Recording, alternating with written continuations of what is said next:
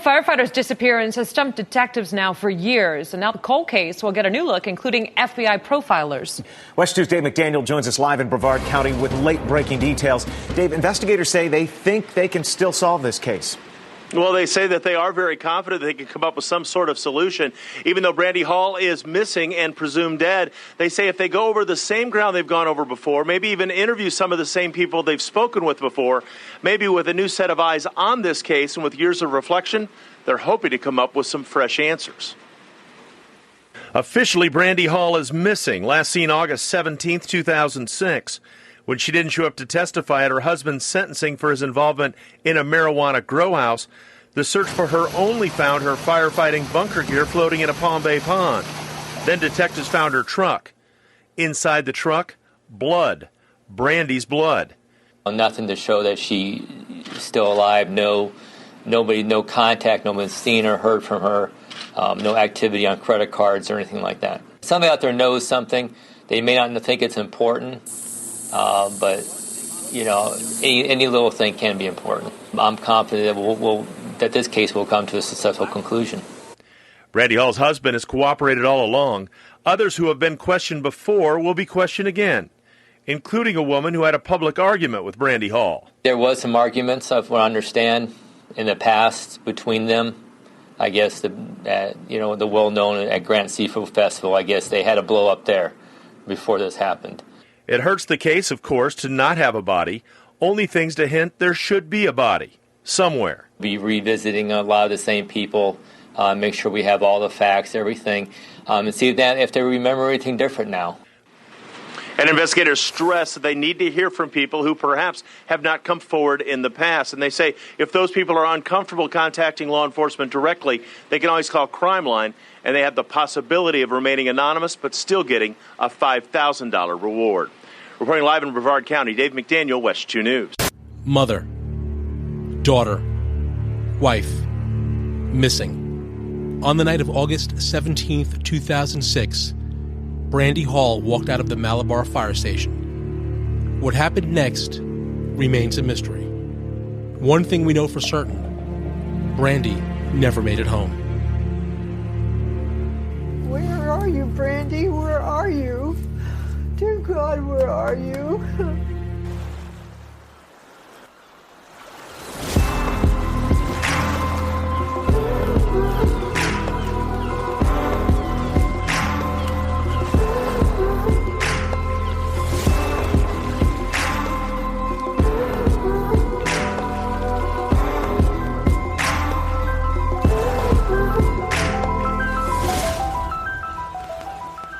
Hi, everyone. Hello. I'm Lauren. I am Ken. And this is Paradise After Dark. Dark. Paradise After Dark is an independent podcast covering true crime, unsolved mysteries, missing people, urban legends, and also the dark side of the Sunshine State. If you'd like to support our show and get a bunch of extra Paradise After Dark content, plus early and ad-free release of our regular episodes, sign up for our Patreon at patreon.com/Paradise After Dark podcast. You can also visit our website and you'll find links to all of our episodes, our mailing list, our social medias, and of course our Patreon. Yeah, we also have a virtual tip jar there. You can leave us a tip and we'll give you a shout out on the show. So, Ken. Yes. Are you ready to get into this week's discussion? Yeah, I do have to go ahead and preface this episode. Okay. And looking into it, the research, everything, just the way it all lays out, I'm so confused. I'm conflicted, but yet I'm also sympathetic to the family. But I feel like I shouldn't be. I feel really weird about this week's case. Okay. Maybe we can discuss that as we go along. Okay. We're glad that we got your feelings out there. I can have feelings. I know. Men have feelings too. So this week we're talking about Brandy Hall, missing firefighter out of Malabar, Florida. Now, Brandy Hall was 32 years old, a mother of two, when she went missing on August 17th of 2006. And as I mentioned, she was a firefighter. Brandy was last seen leaving the Malabar Volunteer Fire Department where she worked between 10:30 and 10:45 p.m. that night. Now, just so people are aware, Malabar is right up by Melbourne, Florida. That's the location. Malabar is kind of a smaller area, but most people would understand Melbourne. She was supposed to work a full night shift, but left work early, saying she needed to go home. She drove away in her green Chevrolet truck and has never been seen or heard from again. Now, Brandy, she was born September 14th of 1973 in Bull Creek, Florida. Now, this is about 30 miles east of Malabar, so she really hasn't migrated very far from her birthplace. And Bull Creek is a rural, it's kind of a rural area. It's an unincorporated community in Osceola County, Florida. It's, like I said, just southeast of Orlando. And this is where Brandy grew up, which kind of like farm area. It's fishing area. I mean, it's very agricultural. I don't know how else to explain that. Brandy was described as a strong, tough young lady. She had a love for hunting. She fished, and she was known to her friends as, quote, redneck. So that was kind of her nickname for her. She was a definition of a happy child. So she had a happy childhood. I mean, it wasn't like she was picked on or had any rough dealings. She was just a regular kid, but she loved all the outdoor stuff. So, of course, She's kind of a tomboy. Exactly. And that's okay. There's nothing wrong with that, especially in that area of Florida, because that's kind of, you sort of adhere to your environment. Now, when she was 11 years old, Brandy was on an ATV, and on this ATV, she was in a bad accident. Now, of course, with an accident on ATV, she had her jaw broken, and there were various areas of her cheekbones that were broken. Now, due to her injuries, she had to undergo 10 to 12-hour surgery. That's a long time to be in surgery. Mm-hmm. You don't understand how long 10 hours is until you got a doctor that has to stand over you for 10 hours. That whole thing there, that's one of the issues, like with, I don't know, it's a whole nother subject, whole nother episode. Okay. We'll talk about that another time. But anyway, so she goes to this 10, 12-hour surgery, and remember, she's only 11 years old. And then she has to spend a whole month in the hospital, and then she has to undergo a whole year of home care. Now, her injuries from the accident, they lead to a lifelong scarring and pain, and she had to undergo more surgeries as she gets older. So not only is she the 10, 12-hour surgeries, she gets to live this over and over again. Be safe, kids. Wear a helmet. Now, despite her injuries, Brandy did bounce back after the accident because it also made her realize what she wanted to do with her life. She wanted to help others. So she began to plan on a career as an EMT, a paramedic, or a firefighter. Now, we see this quite often a lot of times where, something bad happens and then it creates someone to be good or better, or some good comes out of it. Right. And that's like my favorite part of the true crime genre, is when things like this happen. So she gets in a bad accident and she decides, you know what? I want to be there to help people. So it's very admirable. So when Brandy was 20 years old, she began volunteering at the fire station in Malabar, Florida. This is where she met her husband, Jeff Hall, and the pair married in 1994. Jeff would eventually be promoted to fire chief of Osceola County, and Brandy started a full-time position at the fire station in Palm Bay, Florida, as both firefighter and medical technician. With an exemplary record, she was promoted to drive engineer in April of 2000 and received her certification as a paramedic. That's pretty good, because this puts her, like 27 years old? Yep. Pretty impressive. Jeff and Brandy had 2 children, a boy and a girl. And Brandy was described by family and friends as a wonderful mother who loved her kids more than anything else. But her perfect life would be torn apart when on July 2nd of 2005, her husband Jeff and his friend, an ex-firefighter named Paul Hirsch, were arrested and charged with trafficking in marijuana, possession with intent to sell, plus manufacturing a hallucinogen. The pair had been growing the drug on a 13-acre lot in Malabar that was owned by the Halls, and they had been using diesel-fueled generators to power grow lights inside of a mobile home and barn located on the property. On July 8th, 2005, Brandy surrenders to the police on these drug charges connected to her husband's marijuana operation, but she is later completely cleared. So she had nothing to do with it? No. And I'm sure the investigators looked into it to make sure. Right. So, well, now Jeff, he did argue that Brandy hadn't been aware of the operation, saying he had told her that he had been renting the property out. Makes legitimate sense. But then again, I mean, investigators probably took that information and found that, okay, so this is legit. So they probably substantiated his claims because he had told the investigators that both he and Brandy made good money, and Jeff, I guess through his pension, and Brandy, with her regular pay wage, that their earnings were quite sufficient to where they didn't necessarily need the drug money, but the drug money earnings were pretty easy to hide. But now, due to her arrest, she was fired from the Palm Bay Fire Station after 10 years of service. So because she was arrested, even though she was cleared, had nothing to do with it. Her husband says she had nothing to do with it. Unfortunately, because she was arrested, because she is basically a public servant, it pretty much just destroyed her career at that fire department. Yeah. Now, her termination obviously is said to have devastated her. And this is where she starts volunteering for the Malabar Fire Department. So Jeffrey and his accomplice, Paul Hirsch, they plead guilty to the charges against them, and this is in June of 2006. And Brandy actually disappeared this night before her husband Jeff was to be sentenced to his charges. So on the night of August 17, 2006, Brandy was scheduled to work at the fire station before heading to the Osceola courthouse the next day for Jeff's sentencing hearing. At 9:30 p.m. that night, she called the house, said prayers with her children before spending some time chatting with her husband on the phone. While at the fire station, she was doing inventory and told her coworkers of Jeff's court appearance, where she was to be a character witness in hopes of lightening his sentence. She also enlisted help from her former boss, Randall Richmond, and that of her current boss at the Malabar Fire Department. In an hour after hanging up with Brandy, Jeff got a call from his lawyer reminding him that his court appearance had been changed to 8 a.m. the next day. And at 11 p.m., he tried to contact Brandy to inform her of the changes in time. However, Brandy didn't answer her phone, and Jeff found her voicemail to be full when he tried to leave a message. We all know that. You get that the mailbox is full. Right. That had to be frustrating for him. So on the morning of August 18, 2006, he again tried to call Brandy, but was unable to get a hold of her, and when he called the fire station, he was told she'd already left.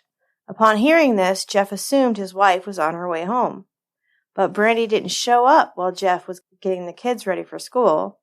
He dropped the kids off and began heading to the Osceola courthouse, all while trying to contact Brandy. When that failed, he got a hold of a coworker named TJ, one of Brandy's coworkers, who told him that Brandy had left the fire station around 10:30 p.m. the night before. Now, this worried Jeff, as her shift was scheduled to end at 7 a.m. Why had she left the firehouse at 10:30 p.m. the night before? good question. Fellow firefighters told investigators that Brandy complained that her stomach had been upset that night, so she decided to leave early and head home. Surveillance footage from both inside and outside the fire station confirmed that nothing suspicious occurred.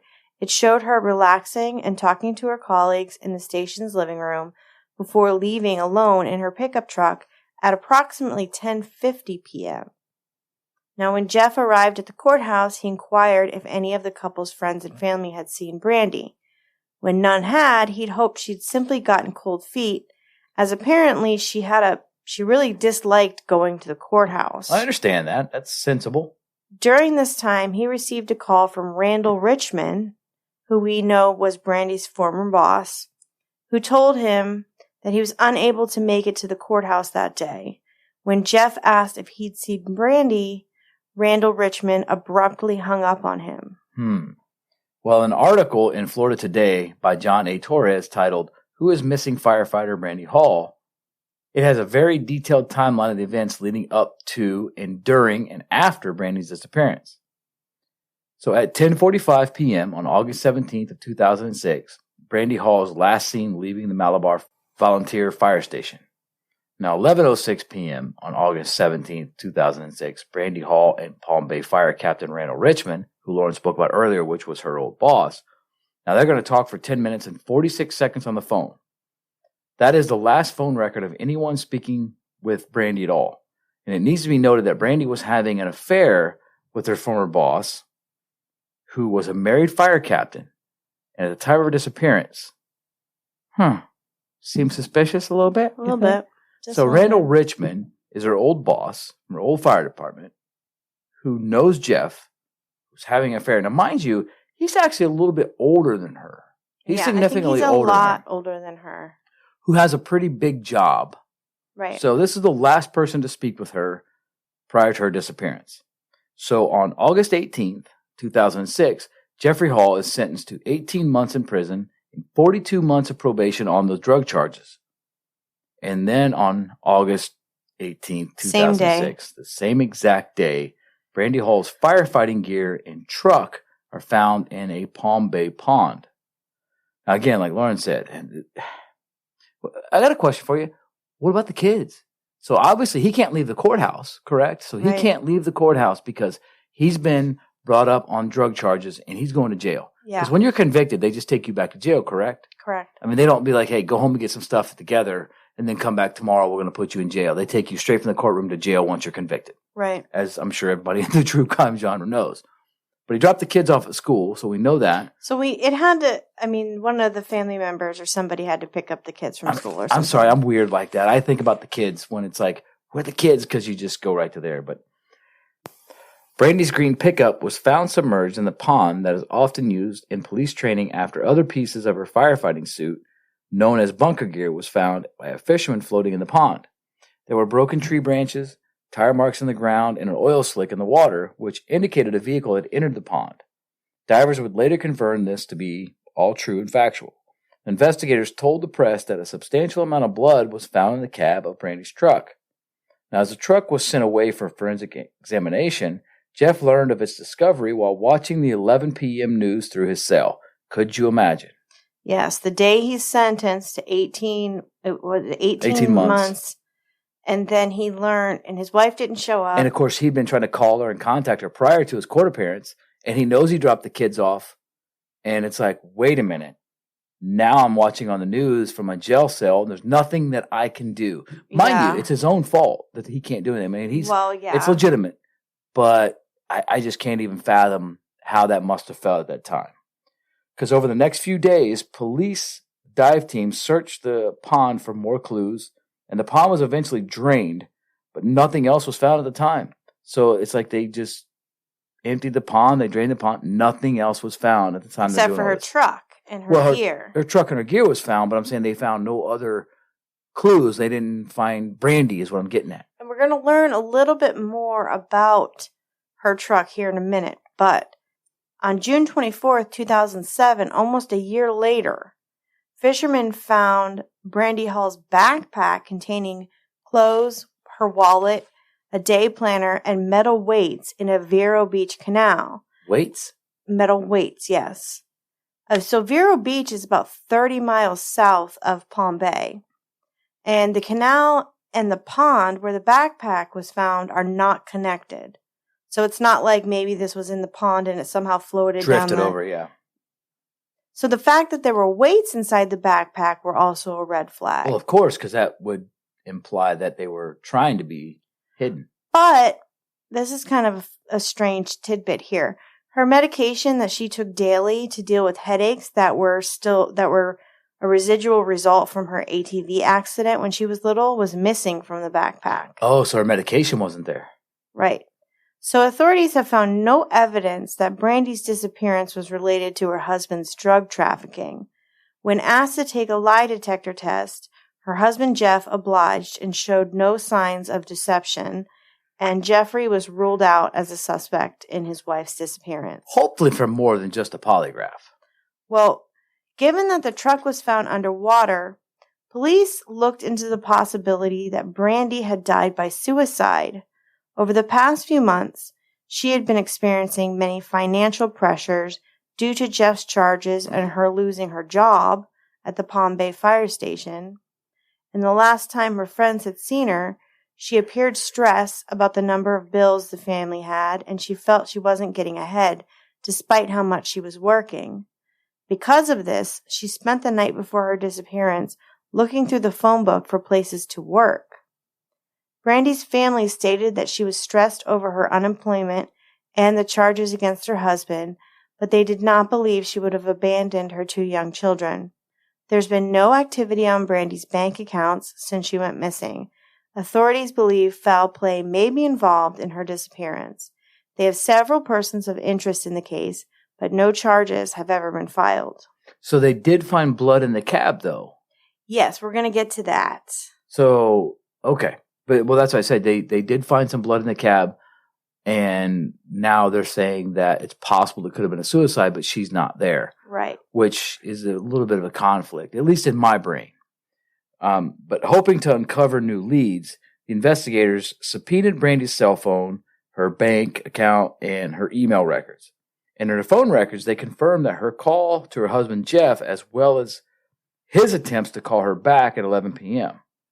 And so remember when he said he was trying to contact her, they verified that, yes, he was trying to contact her and that they did communicate. Right. They also noticed an 11-minute phone conversation that Brandy had at around 11:05 p.m. that night. And that call had been placed to Brandy's boss, ex-boss that we spoke about earlier, whom she was having an affair with, Randall Richmond. Yeah.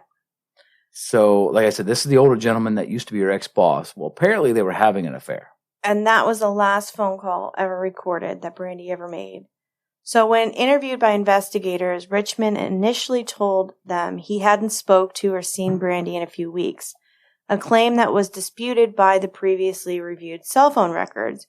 When confronted with this, Richmond admitted to have spoken to Brandy, who told him she was planning on leaving the night she went missing.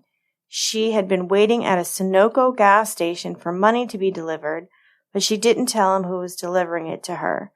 All she said was that he was not to contact her again. Oh, and I'm sure that worked because, if someone told me, hey, don't call me again that I'm having an affair with, I'm probably going to call you again. I'm sorry. Was there is there any record of him trying to contact her again? No. Because, see, to me, that would be a little bit suspicious. Well, no one remembered seeing Brandy or her truck at the gas station, and there was no external video to obtain an image from. However, her cell phone did ping off a cell phone tower from a 3-mile radius that covered both the gas station and the pond where her truck was found. Well, see, I'm so confused on that because why would he not try to call her back? Eventually, and here we get into the blood that you mentioned. The blood. Because our listeners are probably like, what the hell is he talking about? Well, there was blood that was found in the cab. Eventually, the truck's forensics results were returned and showed Brandy's blood was present on the driver's side door and on one of the seats and on the floorboard of the driver's side. Given the amount of water that had been in the vehicle, it was difficult to determine how much blood there really was, but it did lead investigators to question if foul play had been involved in Brandy's disappearance. It also helped to fuel public speculation that she had staged her own death in order to disappear. As she had been an EMT, she would know how to take her own blood. Now, Brandy's family finds Richmond's story difficult to believe, as she wouldn't have left her children without notice. I got something I want to discuss, but here's a good time to take a quick break. Okay, like I said, I have a discussion about this. If it would make sense if she could draw her own blood, but if you're going to add blood to the scene, remember her truck was found almost immediately, and by immediately, it wasn't like as soon as it disappeared, it was found. It was found within 24 hours. Exactly, within 24 hours of her disappearance or her thought to have disappeared, because they found her gear with it. They found the truck in the pond. And you would think that if she put blood in there, that it would have washed away. So it's surprising to me that they found any blood at all. Well, unless the blood had been put there or had gotten there and it had time to soak into the seats and maybe dry, then it wouldn't have been so easily washed away. Okay, so it's possible. So what you're saying is that if in fact they said that because she was saying hypothetically killed within an hour of leaving the fire station, and then it was 4 or 5 hours before they dumped the truck. Now that blood had time to coagulate and dry and soak into the seats. It wouldn't have been so easily washed away when it went into the water. Well, yeah, if she had staged her own death, maybe she had done it like prior to and let it dry. I'm okay. I was saying because immediately it was surprising that they found any blood with the fact that the truck actually went into the water almost within 24 hours. And, well, I guess if it dried and soaked in, it's amazing with detectives and forensics nowadays. I mean, even if a small amount of blood to them, if it's enough to pull DNA samples or anything out of, it's a lot of blood. Yeah. So, well, anyway, now as the investigators progressed on this case, Brandy's family began to question why the police had yet to find her gun. Now, this gun is something that Brandy always kept on her. And according to them, she wouldn't have allowed a stranger to get near her. So if someone had harmed her, it would have had to been someone she knew or trusted. Because I've seen pictures of Brandy. And if you look her up online, Brandy was not a small woman. I mean, she was a firefighter. Yeah, she was a bad bitch. Exactly. She was physically fit. Remember, she grew up in an agriculture area. And I don't mean that in a bad way. I mean, she fished, she hunted. And so she was very, I don't want to say she worked out all the time, but sometimes you're just physically fit and you can handle situations. So to me, it just seems like if she had a gun, someone would really have to fight her to take her out or take her gun. Right. In my own personal opinion, obviously I don't know Brandy, but based on what I've read, what I've researched, and what I've seen, it just seems to me that someone would have had a hell of a fight on their hands. It just wasn't going to be an easy win. Right. Well, Brandy's husband, Jeff, knew of the affair between his wife and her former boss, Randall Richmond. And Jeff happened to have one of Brandy's cell phones showing text messages that indicated something was happening between the two former coworkers. The affair was also confirmed by those closest to Brandy. It was learned that his vehicle had been seen in the area not far from where Brandy's truck had been located, and her friends shared that the pond had been a place where the pair would meet in secret to chat. So this is not the first time that she's been there. No. This was like their little meeting spot at this pond where her truck was found. Okay. Now, Richmond's truck was searched, but no evidence was found. And when Richmond was brought in for questioning, he told investigators that the pair's relationship was simply more of an emotional affair and that they hadn't crossed any boundaries. Seriously? Well, that's what he said. That's his claim in the investigation. So on the night in question, that's the night of her disappearance, he claimed to have been asleep in his private room at the Palm Bay fire station and said those working with him would have noticed if he had left at any point in the evening. However, there is an exterior door in the room and he could have left without anyone noticing. So that's right, basically out the window. As they say in France, ha. It was also revealed that Brandy and Richmond's wife, Anne Marie, had a verbal altercation several months before she went missing, which was witnessed by many people. As well as several people, including Jeff, had seen threatening text messages sent by Anne Marie to Brandy. When questioned by police, Anne Marie said she'd went straight home after completing her shift as a nurse sometime around 11 p.m. Richmond and his now ex-wife, Anne Marie, both obtained lawyers and have since refused to help in the investigation any further. Now, just as in discussion point, I hope you don't mind that I keep wanting to discuss this. And this is what I was talking about in the beginning, where I'm so lost on this case. It's kind of like it gets to be crazy because there are aspects, and I would hate to be an investigator in this case, only because if you're trying to investigate a case and you have what looks to possibly be that you staged your own death, then a possible suicide. But yet there's these other things, like you got Jeff, who is on these drug charges that has to go to, he's got to go in front of court that day. Now, if she goes on the stand, is she going to burn him or help him? She was supposed to lighten his sentence somehow. But was she going to burn him somehow? Was it going to be bad for him if she showed up and maybe? I don't think so. Well, if the prosecutors really went after her because they wanted to get him, sometimes they can manipulate situations to make it worse. Not saying in a bad way. That's just that the prosecutor's job is to get the full max sentence or to convict suspect. So with that being said, then you have this case where he's having an affair, but they know that the wife of the gentleman that she's having an affair with, a supposed affair with, is very upset. They've had altercations before. There's been death threats. Exactly. So it's like there's so much, and we're talking about high profile people.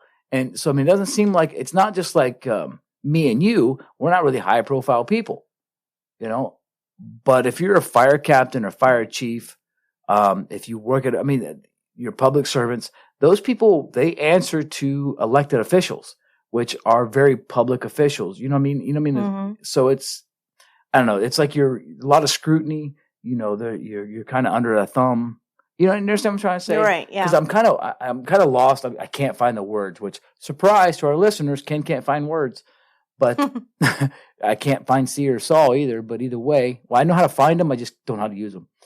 But it's like there's, I don't know. That's why this case is really weird to me, because there's so many different aspects of how it can go. I think it's very telling that Randall Richmond and his now ex-wife, Anne Marie, have both obtained lawyers and have since refused to help with the investigation any further. And I guess that's why I'm pissed. Yeah. Like, if it was a coworker or someone you cared about, why would you obtain a lawyer and cut off contact with investigators and refuse to help? That to me screams, if it doesn't scream guilty, it screams I'm a piece of shit. Exactly. I mean, why would you not want to help, especially a fireman whose job it is, who's dedicated his life to save, to help. Exactly. Well, obviously, in as we progress along, there has been many more searches for Brandy over several years, and in 2009. A team from New England actually came down and searched around the retention pond where the truck was found. The group saw this as an opportunity to train new members and search dogs in realistic conditions. And they used new equipment and search techniques, including an underwater infrared camera to scan several waterways to try to find Brandy. Or to find clues of Brandy, I should say, rather. And again, in August 2011, the Palm Bay Police Department enlisted the help of FBI profilers. This during a time when they were giving the case a fresh look. I love it to hear that, when they keep a case flowing. In February 2012, cadaver dogs were used to search for Brandy through palmettos and around the Malabar Fire Department, but didn't hit on anything. A search near Babcock Street and Osage Street in Palm Bay was conducted in December of 2018 by detectives and Brandy's family. And 3 years prior, a funded search of the area had alerted to things of interest, but weather had dampened the search efforts. It included the search of a park, properties that had since been plowed over, wooded areas, and swampy wetlands. And I think our listener, most of our listeners understand this, but if you're not from Florida, you've never lived in Florida, if you listen to a lot of our Florida cases, you have to understand that the weather here can really fuck things up. Man, it can. That's a very good way to put it. I mean, literally, I had like this whole mindset of how to talk about this and discuss this, and Lauren just summed it up in one sentence with a period. But it does, because weather happens. It happens often. In certain times of the year, it happens often. It happens fast. So you'll get rains, but sometimes you'll just get these rains that come in violently. They last 30 minutes, and it's a heavy rain. It's a very tropical rain. Like during the summer for 6 months, there's a good potential that it will rain every single day at 3 p.m. Exactly, for an hour or 45 minutes, but it's violent. It's heavy amount of rain, winds blow, so it can really wreak havoc on any evidence that might be there. Whether this just brings me back to, real quick, because I always, this is one of my passion cases, was Kyle Burtis, and one of the reasons why that case is still not solved is he was found in a field, murdered, shot in the head, but a tropical storm had come through and washed away basically anything and everything. And police had nothing. Yeah, if you're not familiar with that case, it's called Kyle Burtis. We actually spoke to Kyle Burtis' mother. Yeah, that was Lynn, way back when we first started, really. It was an early case we did. Yeah, go back and listen to that. But Lauren is absolutely right. It definitely it changed so much. But that's what I'm saying is the weather can have such an effect on what transpires. I mean, it's really difficult for investigators to catch leads. I mean, if they don't catch them quick, That's why here in Florida, they have to react a lot of times quicker than you do elsewhere because the environment can be rough. So nonetheless, in August of 2019, 2 cadaver dogs with the Peace River Canine Search and Rescue, they come in and they indicated that something might be buried in the backyard of Brandy's old house. Now, this is a finding that was later backed up through the use of ground-penetrating radar. And the radar had indicated that disturbances were roughly 5 feet below the ground. So in October of 2019, a new search was conducted with the help of the city's Public Works Department, an anthropologist, and Brevard County Sheriff's Office. However, again, here we are, nothing's found, so we're still left empty-handed. In August of 2015, Brandy's family petitioned the court to have her declared legally dead. She received a presumptive death certificate, which put her death on the same night that she disappeared. Why? Can you explain that to me? Because why would they want to occur?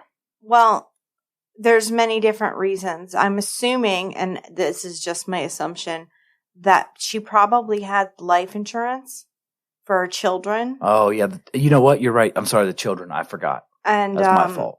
I think it's in Florida, I think it's 7 years somebody has to be missing with no trace before you can declare them legally dead. And then whatever benefits or anything that they had could be paid out.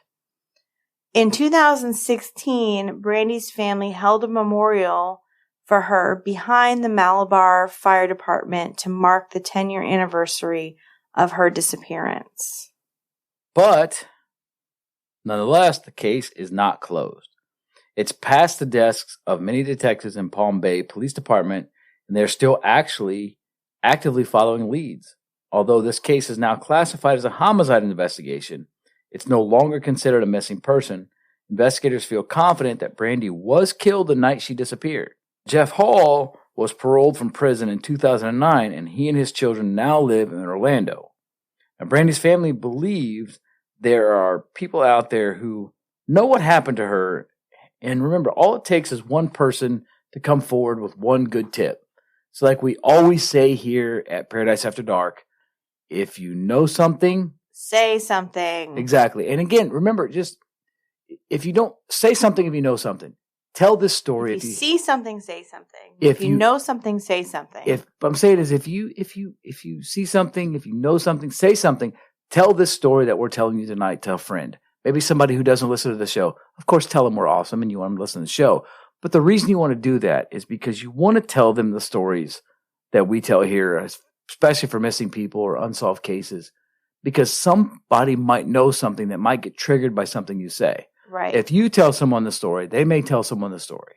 Where you tell it to somebody, they tell it to somebody, they tell it to somebody, because you never know who was where, when, and it might trigger a memory. Right. And be like, oh, you know what? I remember hearing about that. I heard that such and such happened, so and so happened. Really? Okay, now you get an open discussion, and sometimes it's not cases are solved, which is why Unsolved Mysteries was such a huge hit, because sometimes it just worked. Yeah. So, like America's Most Wanted. Like that's the whole point. So again, if you see something, say something. So Brandy is a Caucasian female with blonde hair and blue eyes. At the time of her disappearance, she was between 5'6" and 5'8" and 125 to 140 pounds. She would be 48 years old now. She had a navel and a tongue piercing. She has a scar on her right eyebrow and a scar on her abdomen. She also has a tattoo of a fishing scene on her lower back and a tattoo of the cartoon character Tweety Bird with a fire hydrant on her ankle. Any information about Brandy Hall's disappearance and presumed murder can be called in to the Palm Bay Police Department at area code 321-952-3456. That number again is 321-952-3456. You know, in this case, I feel terrible because there's kids involved. There's so much family involved. And like we always talk about, when there's a victim, there's multiple victims. Exactly. We always say that because especially when there's children involved, because now at the time their father is going to prison. You know, that's something else. I'm just going to hit this real quick and then I don't want to drag it on, but Jeff made a mistake. He was made a stupid decision. And because of that event, that sort of like, it sort of like snowballed this whole effect of, he gets busted for growing pot and all the other drugs that he's got. So he gets in this drug endeavor. And now when he's going to court, Brandy comes up missing. He goes to prison. The kids are affected. The rest of the family is affected because now they have to raise the kids till Jeff gets out. It's just a snowball effect. Yeah. And that's one of the things when I spoke about this case in the beginning, that I had all these mixed emotions. That's kind of where I'm left. So, I mean, obviously we want to bring some closure to Brandy Hall. If you know something, like we said, say something. So it's just, I don't know. I guess we'll leave it right there. But obviously it's Brandy Hall, like Lauren said. Call the Palm Bay Police Department if you know anything, 321-952-3456. So I guess that's going to be it for tonight, Lauren. Again, if you'd like to support the show, please subscribe to our Patreon at patreon.com/Paradise After Dark podcast. And check out our website for links to all of our social media, Patreon, merch store, and more. And please make sure to subscribe to the show on whatever platform you're listening and rate and review. This really helps us branch out and reach a wider audience. And as always, we love everyone that listens, and thank you all for listening to Paradise After Dark. Dark, dark, dark.